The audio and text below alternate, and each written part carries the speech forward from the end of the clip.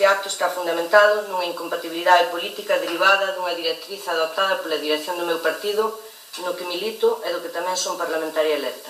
O que se entende que é o jefe do noso partido a nivel galego exixiu-nos aos deputados autonómicos que nos dedicásemos en exclusiva ao Parlamento.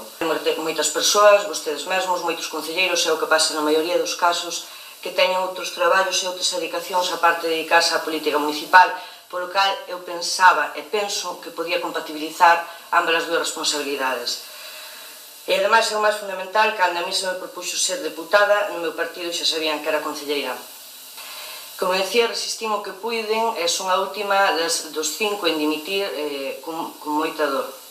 Queda claro que eu non quero facer, o partido exíxeme, non podo ser diferente aos meus compañeiros e compañeiras. Depende, como decía, da dirección do meu partido, de se cambia de opinión, e se as cousas cambian, máis cedo que tarde, pois volverei. Se cadra, máis pronto que tarde, como decía, antes de que vos deades conta, estou de volta nesta mesa. E que saiba todo o mundo entender esta situación, e que non me vou por vontade propia, e que espero estar de regreso canto antes. De momento, máis nada e moitas gracias. Gostaria que o Sr. Alcalde me deixa despedirme de todo o mundo, voulle dar uns besos á mesa redonda inteira. Deste país. Evidentemente non tiña escrito ningún discurso, por iso agora fazer aquí 4 ideas. Empezaría con unha canción, que era, creo que era de Alberto Cortés, forma o entendimiento, falando, o diálogo, é fundamental para entenderse. Xa que empecé con unha canción, vou acabar con outra.